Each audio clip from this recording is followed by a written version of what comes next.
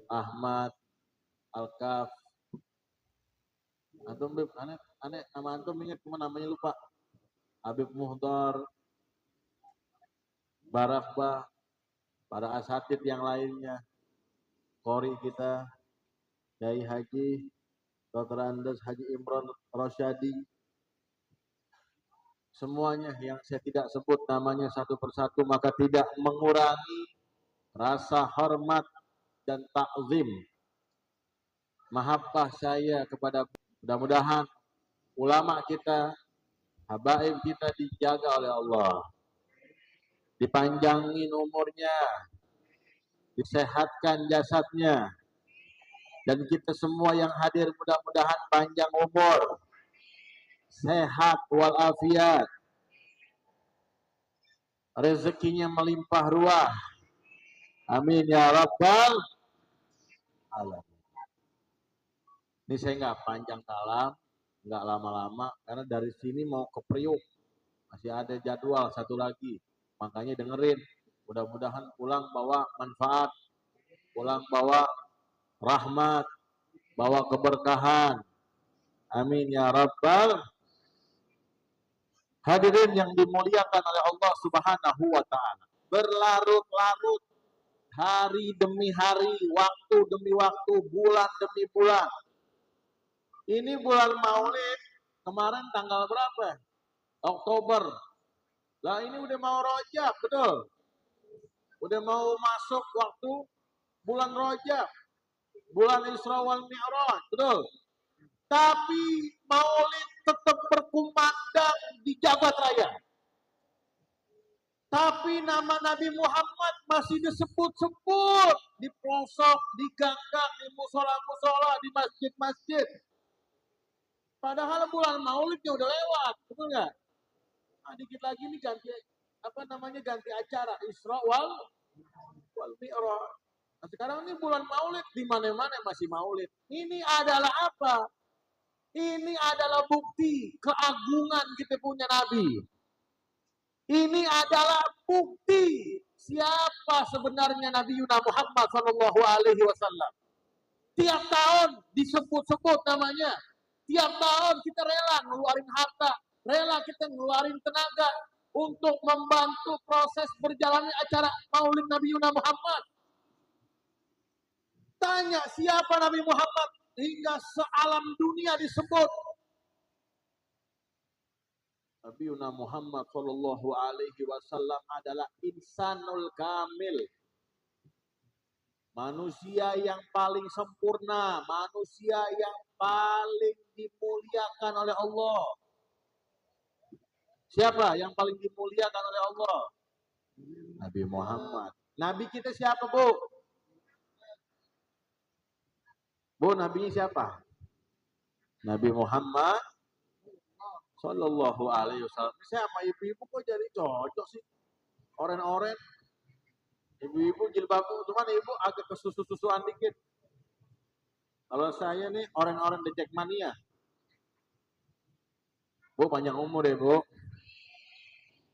Bu, ini kedengeran nggak? Ya. Jelas ya, Bu? Jelas? Ya. Jadi begitu. Maulid itu apa? Nah, ini kita bahas. Ini kan temanya apa itu? Namanya membangun karakter generasi berakhlakul karimah. Ini betul? Bukan? Berakhlak mulia dengan meneladani akhlak baginda Nabi besar Muhammad. Masalah akhlak nomor 2. Nih, zaman sekarang orang nggak ada yang tahu Maulid. Sampai sebagian kelompok ada yang bilang Maulid itu bid'ah. Mau ngapain Maulid? Karena nggak ada contoh dari sahabat. Memang nggak ada contoh. Maulid itu bid'ah karena nggak diperintahin sama Nabi. Nabi juga nggak merayakan Maulidnya. Saya pengen kasih tahu kalau ada di sini yang paham demikian. Kalau ada orang nanya apa Maulid itu apa Maulid? Bu, kita cinta nggak sama Nabi? Sayang nggak sama Rasulullah?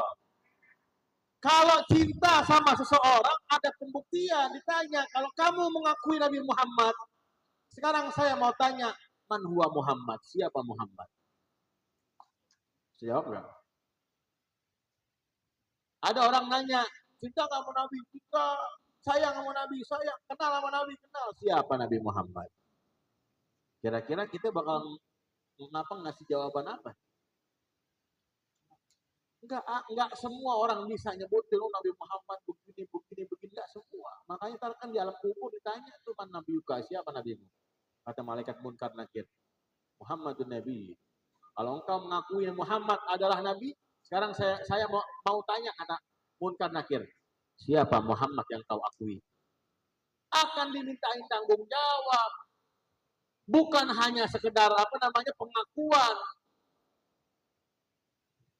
Nah, diadakan maulid ini agar kita setidaknya kenal sama Nabi, ngumpul bareng, baca maulid. Tadi baca maulid apa? Barzanji.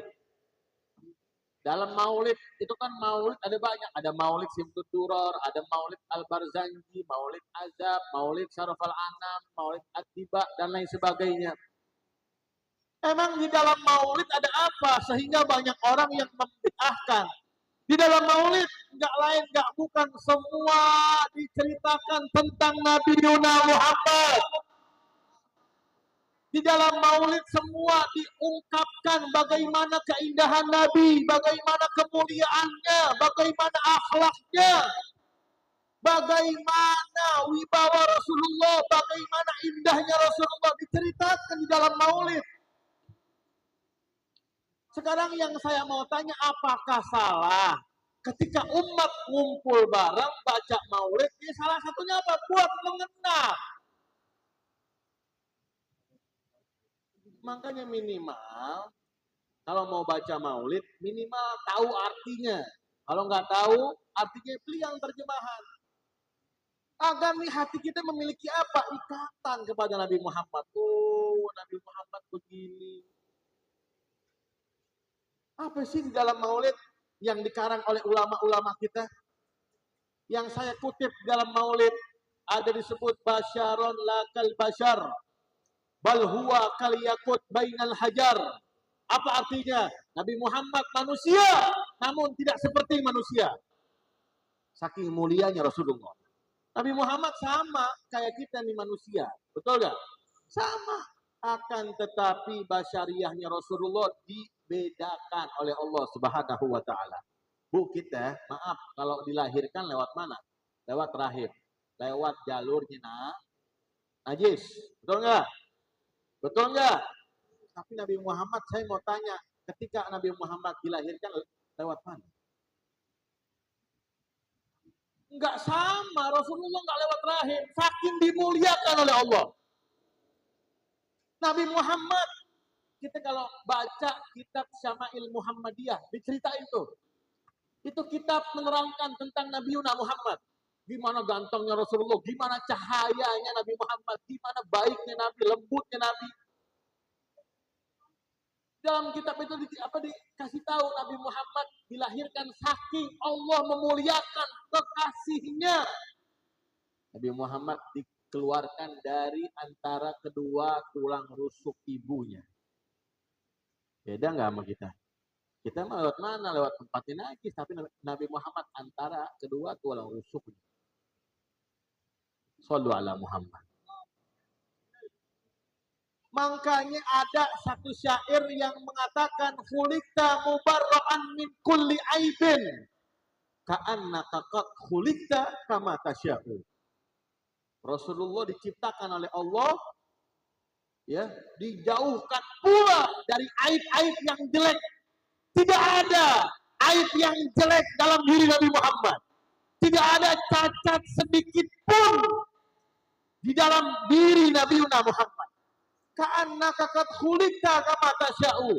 Dan Nabi Muhammad diciptakan oleh Allah seakan-akan sesuai dengan pesanannya. Saking sempurnanya Rasulullah.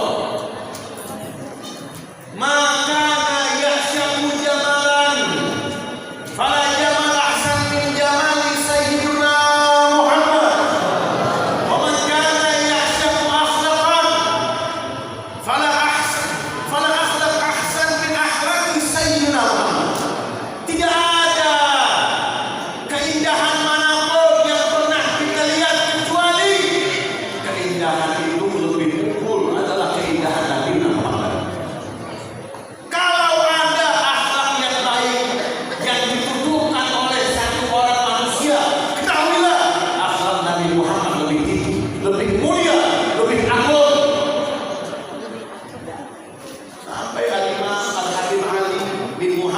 bin Husain al-Habsyi, pengarang Maulid Fitrah. Beliau itu menegaskan di dalam dalam sirah Maulidnya, ditulis Maulidnya sama beliau bilang apa?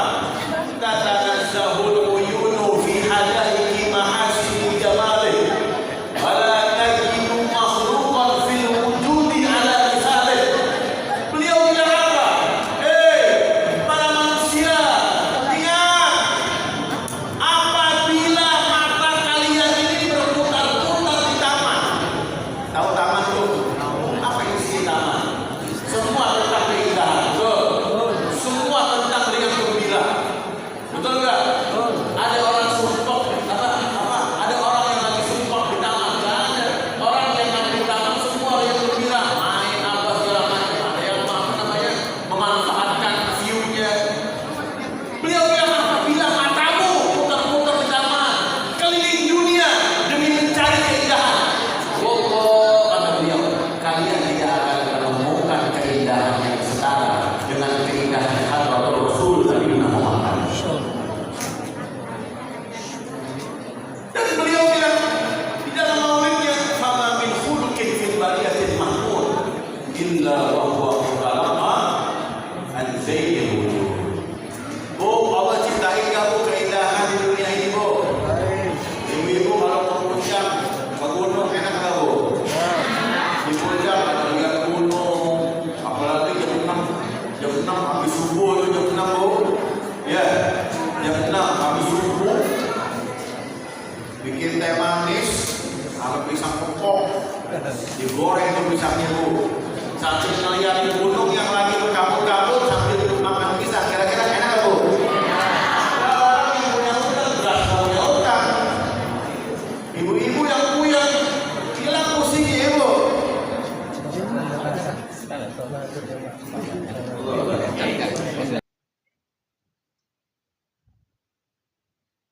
Doain Ustaz biar banyak umur, sehat afiat. Ibu, Bu lihat sini, ngapa lihat sini?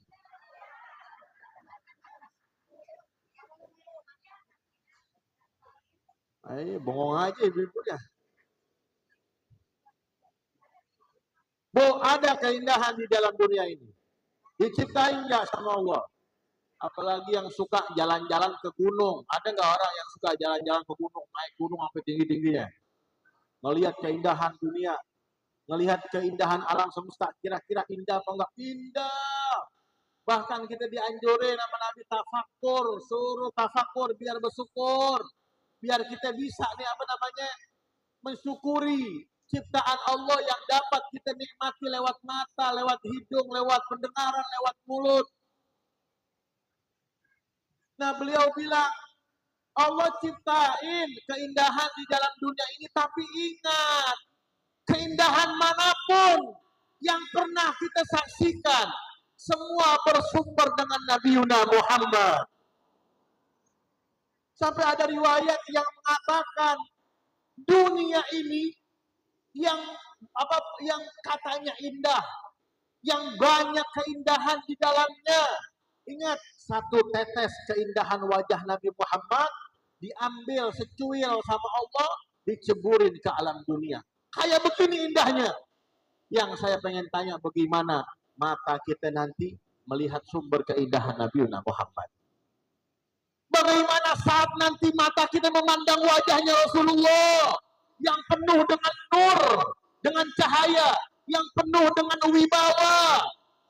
Gantengnya Rasulullah bagaimana, Bu? Pak, ini saya tanya sama bapak-bapak deh. Pak, pernah lihat orang ganteng nggak, Pak? Pernah nggak, Pak? Ini bapak-bapak nggak iya ibu-ibu. Kalau ditanyain diam aja. Nahan ngudut kali ngudut. Pada asam kali mulutnya. Bu, pernah lihat orang ganteng? Ganteng, Bu.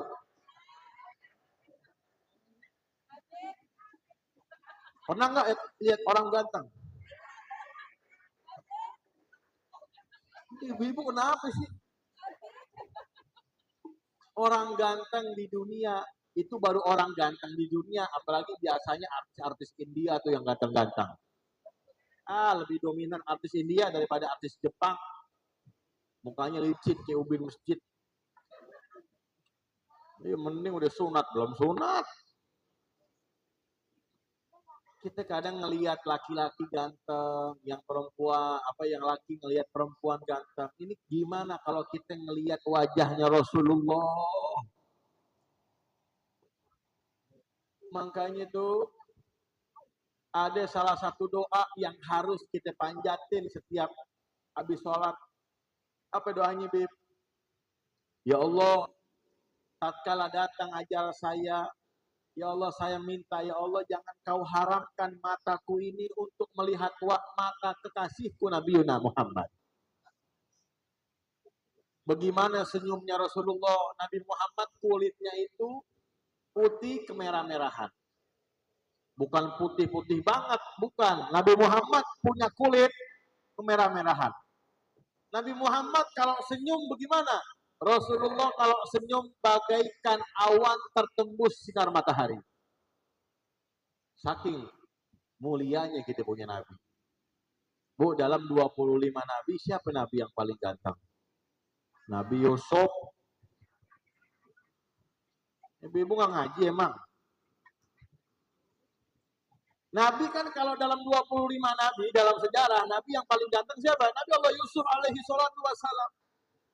Sampai karena ketampanan Nabi Allah Yusuf, ini permaisuri raja, kalau lagi motongin buah tuh buat raja, Nabi Yusuf lewat, itu tangannya tuh buah udah habis. Akhirnya dia karena matanya terpaku dengan ketampanan Nabi Allah Yusuf, tangannya yang keiris-iris. Buntung tangannya. Karena terpaku oleh ketampanan Yusuf. Itu baru Yusuf, bagaimana dengan Nabi Muhammad? Nabi Muhammad bagaimana wajahnya? Tahu Abu Jahal? Abu Jahal setiap berpapasan dengan Rasulullah ditunduk mukanya. Di mana dia jalan ketemu sama Nabi, itu Abu Jahal nutup mukanya. Sampai ada orang bilang, Abu Jahal, kenapa sebegitu hinanya Nabi Muhammad di dalam pandanganmu? Kenapa engkau selalu menutup wajahmu ketika bertemu dengan Rasulullah?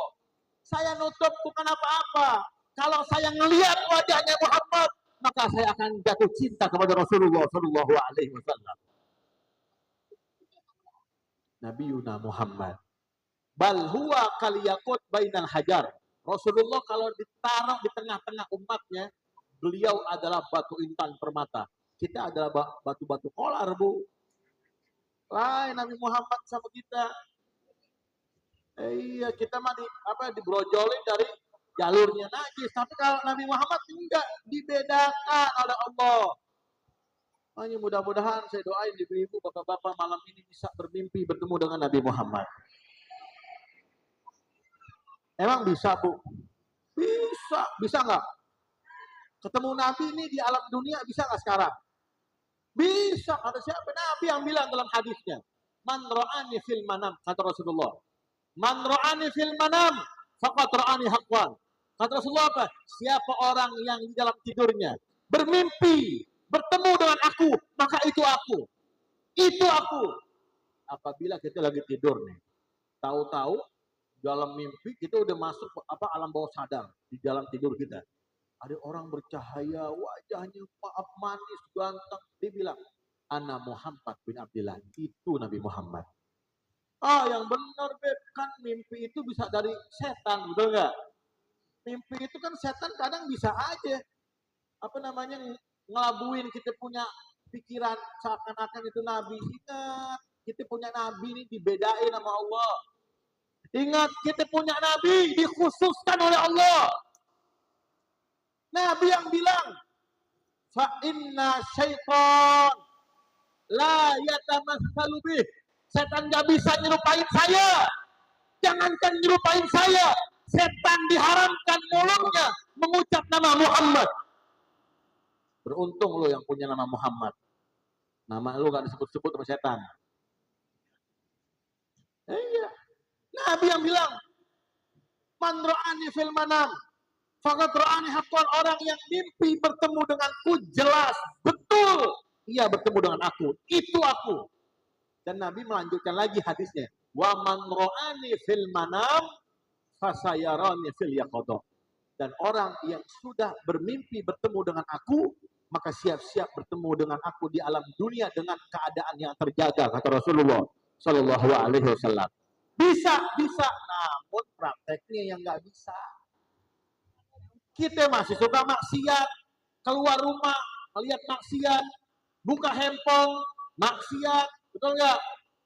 Lihat hati maksiat mulu, ngelihat tetangga julid, wah, paling tuh beli mobilnya kredit, kenapa emang? Tetangga yang beli mobil lu yang hasut. Iya, akhirnya ngadu sama suaminya, ya, si Ono beli mobil, kita kapan? Biarin. Siapa? Nggak apa-apa, kita nggak punya mobil. Yang penting kita nggak ngutang, daripada dia punya mobil ngutang. Lo kenapa emang? Ibu-ibu kan kadang julid banget sama tetangganya. Boleh tuh. Iya. Oh, di sini nggak ada ya? Hah? Bukan ibu-ibu sini ya? Ibu-ibu sono pindahan sini. Tapi enggak, ibu-ibu sini insya Allah soleha semuanya. Ya. Yaitu Rasulullah. Jadi maulid kenapa dibid'ahin? Ya, ini pemahaman yang harus dilurusin. Kenapa kok sahabat nggak baca maulid, kok Nabi Muhammad nggak ngajurin? Yang sekarang pikir pakai logika, kita dikasih akal sama Allah, mau ngapain sahabat baca maulid? Mau ngapain Umar, Utsman, Ali dan lain sebagainya? Mau ngapain mereka baca maulid? Nabi Muhammad depan matanya. Dia mengalami Nabi Muhammad, dakwah sama Rasulullah. Betul nggak? Mau ngapain dia baca maulid? Nggak perlu. Yang perlu baca maulid apa? Kita. Buat apa? Taswiqan lisami'in. Buat ngikat pengetahuan kita sama Rasulullah. Buat ngikat ukhuwah kita sama Nabi Muhammad. Kita ini orang yang hidup setelah kewafatan mereka. Baca maulid buat apa? Buat mengingat. Oh, ini Rasulullah, oh begini orangnya, oh begini akhlaknya, oh begini tutur bicaranya. Coba itu buka kitab maulid satu-satu. Kalau ada yang bisa ngertiin, coba diartiin apa artinya. Kalau nggak nangis. Bagaimana Nabi Muhammad berdakwah dulu sama sahabatnya. Bagaimana Nabi Muhammad berperang. Bagaimana Nabi Muhammad saat menegakkan amar ma'ruf nahi munkar. Itu baca maulid salah satunya buat kenalin diri kita kepada Rasulullah. Namun maulid itu bukan ibadah. Memang maulid bukan ibadah, namun adalah adat, tradisi. Iya, betul nggak? Jadi kita baca maulid bareng-bareng di sini. Emang di dalam maulid itu ada apa? Dalam maulid ada nama Allah, ada kalimat zikir, ada kalimat tauhid, kalimatnya banyak. Emang baca begitu salahnya di mana? Bid'ah, memang bid'ah itu ya kullu bid'atin dhalalah wa kullu dhalalatin finnar. Enggak semua yang bid'ah enggak boleh dikerjain. Makanya kalau belajar yang tuntas, jangan satu kitab udah hatam merasa dirinya jadi wali, jangan baru hatam kitab setengah udah berani buka kajian. Akhirnya apa? Fitnah yang tersebar, bukan ilmu, hadirin. Betul enggak? Iya. Karena Nabi Muhammad nggak pernah ngomong di hadis manapun, ya, bahwasanya ada ujungnya menuntut ilmu, nggak ada. Yang namanya orang belajar nggak ada ujungnya, nggak ada selesainya, nggak ada tuntasnya. Walaupun dia punya titel banyak, tetap yang namanya belajar wajib. Utlubul ilma minal mahdi ilal lahdi. Itu aja udah. Kapan gugurnya kita, selesainya kita belajar? Saat kita sudah ditaruh di dalam kubur. Gugur tuh kewajiban kita menuntut Ilmu selama hayat masih di kandung badan wajib belajar. Betul nggak? Wajib belajar ya Bu. Ya. Belajar sholat 5 waktu. Jangan tinggalin sholat. Kita kalau bahas tentang Nabi Muhammad udah semua ulama-ulama mungkin kita udah dengerin. Sekarang apa nih banyak orang sering ngeluh Bu. Kadang datang saya, Beb, bagaimana ya Beb, solusinya Beb, saya banyak masalah. Kadang ada murid-murid saya ngadu. Iya, dia nggak bisa ngadu sama orang tuanya nggak bisa jadi orang tua ya. Datang sama gurunya, Beb, saya banyak begini, banyak di dalam perusahaan lagi, wah lagi yang ini ribut deh pokoknya dalam hidupnya. Saya bilang, sholat enggak? Banyak zaman sekarang orang yang mengeluhkan keluhan dalam dirinya. Sholat ya. Bib, utang saya banyak, sholat ya. Bib, masalah saya banyak numpuk, sholat ya. Udah, itu aja. Yang bisa ngerubah semuanya adalah apa? Sholat. Apalagi ini dikit lagi masuk nih, Isra wal Mi'raj. Hadiah dari Isra wal Mi'raj apa ya? Sholat 5 waktu. Betul nggak? Iya, Nabi Muhammad datang ke Sidratul Muntaha dipanggil oleh Allah. Bukan Nabi Muhammad yang mau, namun Nabi Muhammad mendapatkan undangan dari Allah Subhanahu wa taala. Hadiahnya adalah sholat. Dari 50 waktu di korting sampai terakhir 5 waktu. Nah, sekarang saya pengen ngajarin buat ibu-ibu, bapak-bapak di sini. Bu, pengen nggak Bu khusyuk dalam sholat? Makanya Pak, Bu, kalau sholat tuh harus pakai rasa, nggak bisa cuma takbir, ruku sujud, bangun takbir, ruku sujud, nggak bisa. Pakai perasaan, kita benar-benar meyakinkan Allah tuh ada di hadapan kita. Beb, saya kalau sholat buat khusyuk susah banget, pikiran saya kemana-mana. Itu namanya ibu, bapak digoda sama dasim. Dasim ini adalah setan, nama iblis. Kerjaannya apa? Ngupek-ngupek rumah tangga orang. Apa kerjaannya? Ngupek-ngupek orang yang lagi ibadah. Gara-gara dia lupa bacaan salat, gara-gara dia lupa rakaat dan lain sebagainya. Kok bisa orang salat diganggu sama dasim? Karena kenapa? Wudunya nggak benar. Orang salat sampai kapanpun dia membenari itu gerakan salatnya, wudunya nggak benar, nggak akan tuntas. Sampai kapanpun, biar kata pakai minyak wangi dari Saudi, beli baju ihram, biar kata sholat di depan Ka'bah, wudunya nggak benar, dasi itu terus mengelabui kita. Makanya kenapa sebelum sholat ada disuruh dulu wudu. Sekarang saya mau tanya tuh, wudu pakai apa? Umumnya wudu pakai air. Orang kalau perbagus wudunya, dia belajar tentang wudu, dia betulin tuh cara wudu yang diajarin sama Nabi, dia amalin, doanya dia baca, sunnahnya dia jalanin, wudunya diterima sama Allah. Kalau benar, kalau wudu udah diterima sama Allah, itu wudu akan berubah di dalam tubuh kita menjadi apa? Nur, cahaya. Makanya beda orang yang sering menjaga wudunya sama orang yang nggak pernah wudu. Lihat dari mukanya aja beda. Tuh wudu ketika benar, ketika sah, benar kita kerjakan sesuai dengan tuntunannya. Kalau wudu udah diterima, jadi tuh cahaya air wudu. Nah kalau udah cahaya air wudu ada di dalam diri kita, sholatnya pasti khusyuk. Orang kalau wudunya benar Bu, Pak, pasti sholatnya khusyuk. Takbir Allahu Akbar, udah nggak ingat lagi sama dunia. Tinggal dirinya sama Allah. Baca Allahu Akbar kabiro, baca surat-suratnya, benar-benar dibaca, benar-benar dirasain ibadahnya. Saat itu dasim datang lagi dasim. Ada orang lagi sholat tuh, mau godain dasim datang. Pas sampai depan ibu tuh si dasim depan bapak, Loh, kuku nggak bisa ngedekat. Kenapa nih? Oh, ada cahaya air wudhu.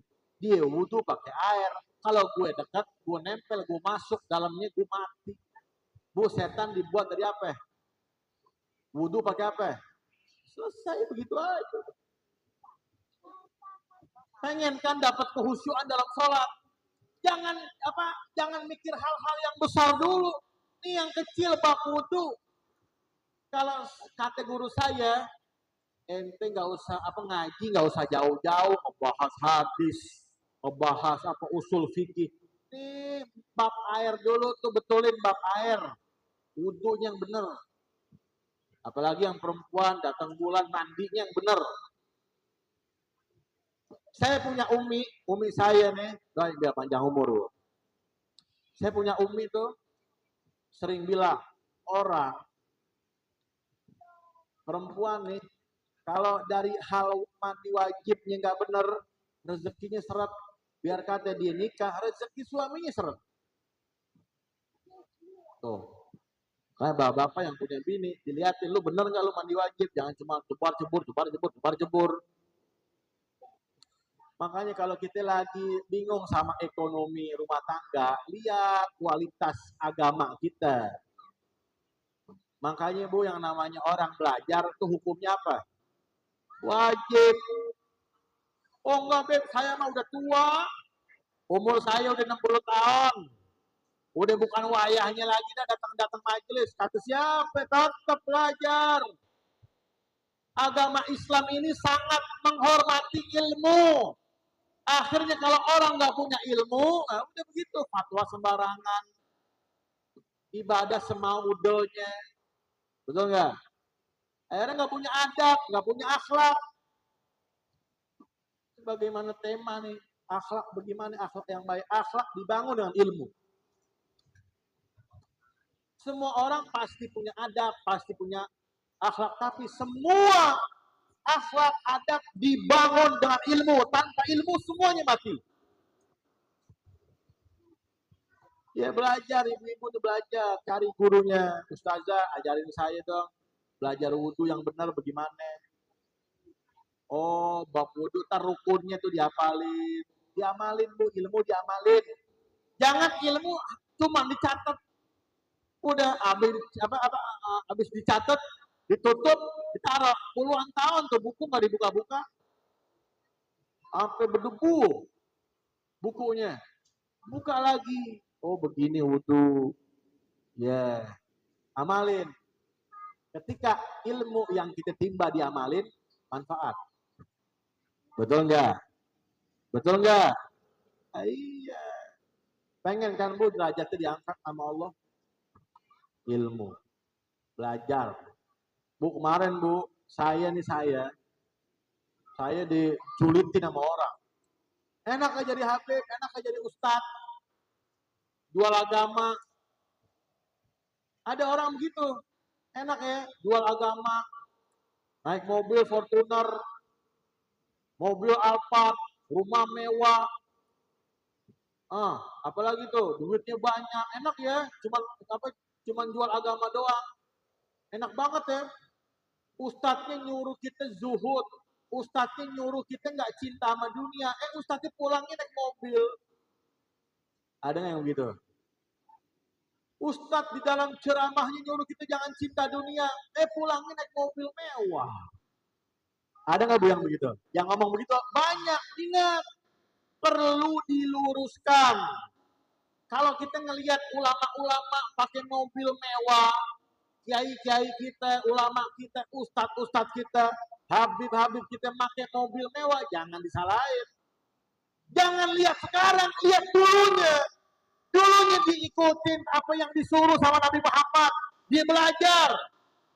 Dia mengabdi kepada ilmu. Mau dibikin pusing dengan ilmu. Sehingga apa? Ilmu yang masuk dalam dirinya menjadikan dia seorang mubalik, seorang dai. Dia bisa berceramah, dia bisa memberikan nasihat buat orang banyak. Wajar aja naik mobil mewah, itu janji dari Allah. Allah kan bilang dalam Al-Quran apa? Yarfa'illahu alladhina amanu minkum walladhina utul ilma Darajat. Allah bakal tinggiin tuh orang-orang yang menuntut ilmu. Lah, mereka orang para habaib, para ulama-ulama nuntut ilmu, itu sanksi dari Allah udah. Hadiah dari Allah nggak bisa. Kan tadi Habib nyuruhnya untuk tidak cinta dunia. Tapi kok Habib nggak ngamalin? Ntar dulu, cinta dunia nih yang kayak gimana? Cinta dunia, cari duit yang banyak. Cinta dunia, cari harta yang banyak. Tapi nggak sholat, nggak zakat, nggak menunaikan kewajiban di dalam agamanya. Itu namanya cinta dunia. Selagi orang masih sholat, selagi orang masih bayar zakat, selagi orang masih sering membantu fakir miskin, selagi orang hubungannya nggak pernah putus kepada Allah, mau rumahnya banyak, mobilnya mewah, bukan urusan kita. Hak masing-masing orang. Oh, Nabi Muhammad ya lu hidup aja zaman Nabi. Zaman sekarang ya begini. Zaman sekarang ya udah apa adanya. Gua punya duit, yang gua dapat duit halal. Ah, saya nggak pernah ngelihat Habib kerja kok duitnya banyak. Sekarang duit bisa dipekerjakan, betul nggak? Kumpulin duit yang banyak, bikin saham, betul. Kalau banyak kenal orang-orang yang Masya Allah ikut tender, ikut proyek, selesai. Betul nggak Bu? Kalau mau dagang, dagang. Saya punya teman-teman saya dulu, waktu saya mondok, ada yang jadi insinyur, ada yang begini, ikut ini, apa segala macam. Saya mah di rumah aja, duduk, pagi-pagi ngopi. Ya kan, tahu-tahu ada yang telepon beb, udah ditransfer ya, alhamdulillah. Yang kerja siapa? Saya. Makanya dikasih akal sama Allah buat mikir. Kita bego, jangan bego-bego banget. Habib Hussein, mobilnya mewah, rumahnya besar. Tapi kok saya nggak tahu kerjaannya apa. Sampai ada orang yang ngomong kayak begitu, Bu. Iya, saya punya proyek banyak. Betul. Sekarang ikut main tender sama saya punya teman. Halal semua. Tuh, saya nabung. Iya, apalagi sekarang jualan bisa online, betul. Saya jual minyak wangi. Ibu-ibu kalau mau beli minyak wangi sama saya, enak. Sekalian pasarin. Kan jualan, Bu. Mau beli untung nggak beli ya udah nggak apa-apa. Minyak wangi bayi ada. Minyak wangi nenek-nenek nggak ada. Yang mau kuburan ada. Saya jual minyak wangi begitu, saya ekspor, ngawesi, apa segala macam. Iya, saya kalau cuma ngandelin kayak begini doang, nggak nutup.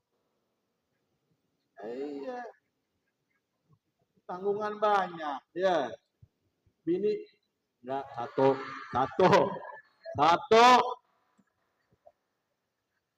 Satu aja nggak habis-habis Ibu. Iya, cuma kalau ada nggak apa-apa boleh. Iya. Ya begitu. Intinya begitu, nggak boleh kita hasut sama orang. Lihat, wah ini orang enak nih hidup kok begini, udah. Syukurin apa yang udah Allah berikan buat kita. Jangan pernah musingin apa yang orang lain dapat. Betul nggak Bu? Pokoknya bapak-bapak, ibu-ibu kalau ngelihat ulamanya glamor, jangan salahin ulamanya. Janji Allah. Allah ngomong kan tadi dalam Al-Quran, Allah akan meninggikan derajat orang-orang yang mau dengan ilmu, yang pengen dibikin pusing dengan ilmu. Nabi juga bilang dalam hadis, man salaka tariqan yaltamisu fihi ilman, sahalahullahu lahu tariqan ilal jannah. Ini hadis, jangan ditelan mentah-mentah. Nabi bilang apa? Siapa orang yang menempuh jalan buat menuntut ilmu, maka Allah akan tunjukkan jalan baginya menuju surga. Bu, kalau udah masuk dalam kategori surga kan yang enak-enak, betul gak? Surga semuanya isinya enak-enak. Nah, Nabi bilang begitu, siapa orang yang belajar, dia jalan dari rumahnya, niatnya buat nuntut ilmu, Allah gampangin, Allah tunjukin jalan menuju surga. Surga terbagi menjadi dua. Ada surga dunia, ada surga akhirat. Yang Habib mau tanya ibu-ibu, sekarang di akhirat atau di dunia? Surga dunia dulu dapat karena menuntut janji Allah. Makanya nggak heran orang-orang yang benar-benar belajar hidupnya, Masya Allah. Rumah tangganya rukun, ekonominya seimbang, bahkan ada yang lebih. Karena ilmu. Ada satu ulama bilang, dengerin, ada satu ulama, tahu Bu Habib Ali Kuitang, tahu nggak? Kalau orang Jakarta pasti tahu, Habib Ali Kuitang, majlis paling tua di Jakarta ya Kuitang. Habib Ali bilang dalam makalahnya, al-ilmu yarfa'u baitan la imadalahu. Ilmu akan mengangkat derajat satu rumah. Ya artinya di situ disebutkan satu rumah semuanya ada apa yang ada dalam rumahnya, anaknya, bapaknya, adiknya, empoknya. Al-ilmu yarfa'u baitan la imadalahu. Ilmu pengetahuan akan mengangkat derajat satu keluarga yang tadinya nggak punya derajat, jadi tinggi dia punya derajat. Artinya apa? Ibu hidup misalkan berlima, suami istri, tiga-tiganya anak nih ya. Ada tuh dari anak ibu satunya nuntut ilmu, dia mondok, dia amalin tuh ilmunya, siap-siap semuanya tuh bakal diangkat oleh Allah. Nggak harus semua, satu aja dia yang nuntut ilmu, semua akan diangkat oleh Allah Subhanahu Wa Taala. Bu, punya anak pondokin sekarang. Jangan deh yang sekolah-sekolah deh. Pulang-pulang tawuran. Pulang-pulang pada bawa apaan tuh? Kelewang. Siapa yang suka begitu tuh? Iya, anak orang nggak usah dibacok-bacokin. Waliyahsubillah dzalik. Pergaulan sekolah zaman sekarang pondokin, masukin pondok ke Buirang kayak di Gontor atau di mana tuh di banyak di Jawa. Udah jangan, Beb, kalau Jawa jauh, biarin. Lepas, jangan manjain anak. Ntar dia nangis, lebih baik dia yang nangis daripada kita ntar yang nangis. Iya, pondokin. Kalau di pondok, sholatnya terjaga. Lihat nih Bu, coba anak-anak ibu sekarang, bapak-bapak. Tong sholat, ntar. Kalau nggak pakai koyo, palanya ntar. Susah banget suruh sholat. Di pondok, anak di dalam pondok, sholatnya terjaga. Puasa Senin Kemisnya terjaga. Artinya apa? Kita punya anak dididik, dilatih untuk beramal. Tilawah Al-Qur'annya terjaga. Belajarnya terjaga. Hidupnya disiplin, nyuci sendiri. Sehingga apa? Terbentuk karakter anak-anak kita. Masukin Bu, pondok. Ntar kalau udah lulus SD, masukin. Sekolah nggak bisa paket, gampang. Orang kalau punya ilmu, jangan takut, bisa jadi apa aja, betul nggak? Jangan khawatir, belajar yang benar. Orang kalau punya ilmu bisa jadi apapun, betul nggak? Iya, buktinya saya belajar bertahun-tahun, ngomong cuma 2 menit dapat duit banyak. Kiai-kiai itu, kiai-kiai yang apa yang di TV-TV itu, betul nggak? Pakai panjer lagi, bayar 5 juta, 5 juta dulu DP, kita 5 juta lagi pas datang, enak banget. Iya, itu apa satu acara 10 juta kali satu malam 2 acara 20 juta nyayur. Betul nggak Bu? Iya ilmu. Betul. Yang penting hadirin sekarang, ayo belajar. Belajar nggak perlu lama-lama. Belajar paling lama 1 jam. Kita punya otak butuh istirahat. Bu di Jepang, di sekolahan Jepang, itu anak-anak SD, SMP-nya, kalau udah 2 mata pelajaran dia pelajarin, ada waktu tidur. Sama gurunya disuruh tidur minimal 1 jam. Makanya anak Jepang pintar-pintar, betul. Enggak, no yang nyiptain handphone siapa? Yang mata sipit-sipit semua. Mata boleh sipit, ilmunya belum. Tuh, orang Cina tuh, betul nggak? Matanya sipit, ilmunya belum. Kenapa? Benar-benar. Makanya saya nggak terima deh sama sistem sekolah zaman sekarang. Dulu saya sekolah, taruh deh SMP, masuk jam setengah 7, jam 7 udah masuk, jam 11 udah pulang. Sekarang coba lihat, ada yang pulang sore, ada nggak Bu? Habis belajar ada yang namanya PM, pendalaman materi untuk ujian. Otak tuh bukan mesin. Ya, otak bukan mesin. Otak perlu istirahat. Habis belajar matematika, bahasa Indonesia, Habis itu matematika lagi, bahasa Inggris, apalagi fisika, apa, betul, makanya nggak ada yang pinter anak zaman sekarang. Pinter ngebohong ya. Udah dari pagi sampai sore dibebelin mulu sama gurunya ilmu-ilmu. Belajar 1 jam cukup. Yang penting ilmu masuk selesai. Orang ya udah namanya manusia begini. Dulu saya begitu, jam 11 balik. Sampai rumah dikasih waktu sama umi saya dari jam 12 sampai jam setengah 2 tidur. Jam 3 disuruh ngaji.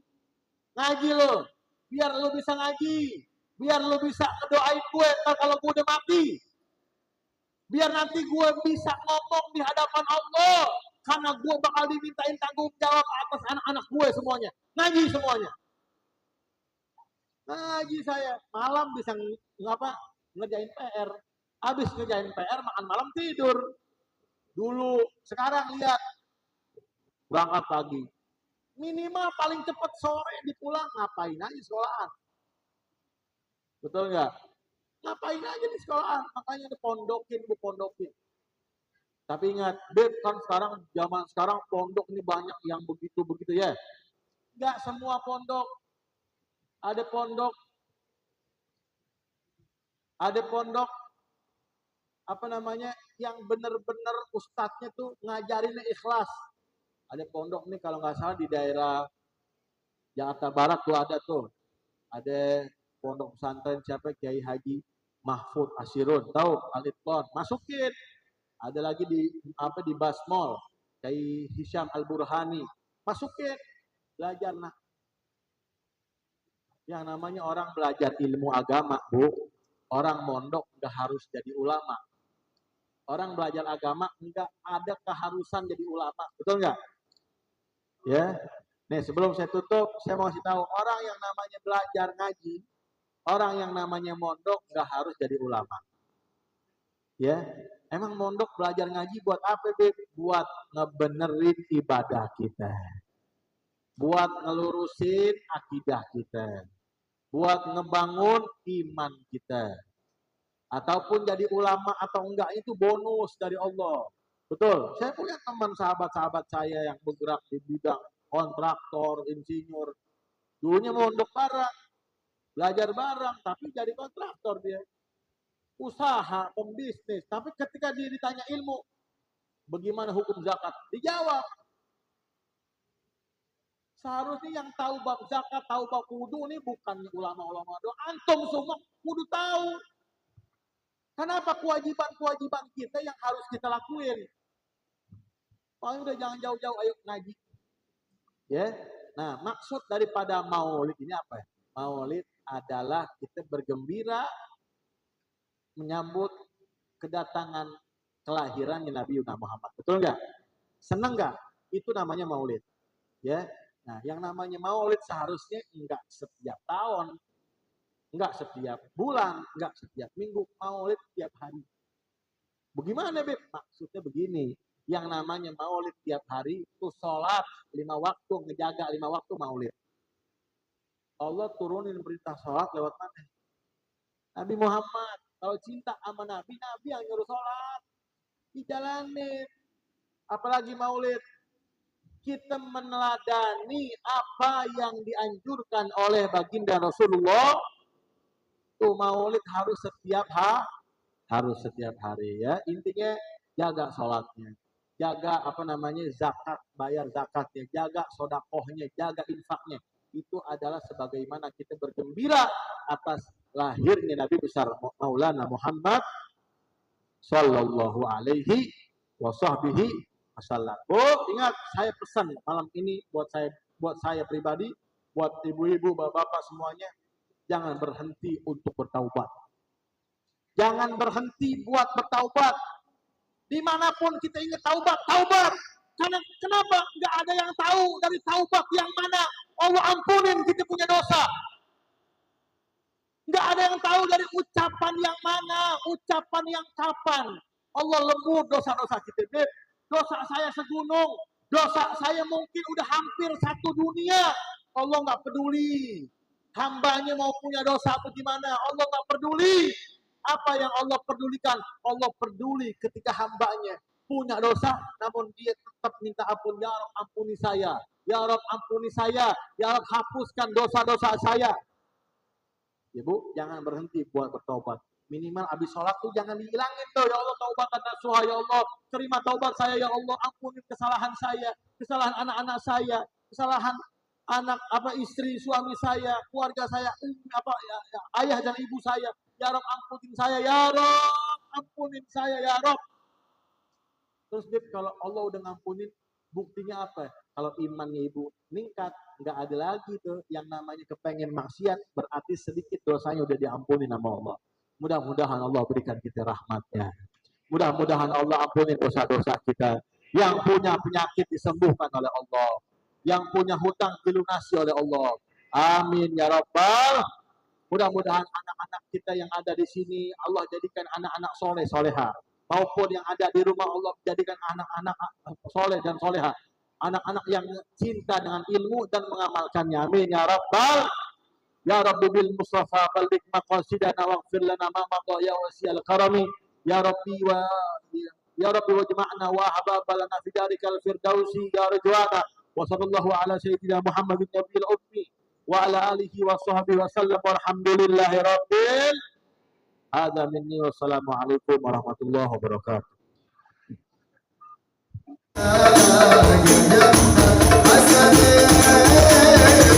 بحبك وبرينا وصلت مسينا وطلبك ومرينا بجد الحسنين بحبك وبرينا وصلت مسينا وطلبك ومرينا بجد الحسنين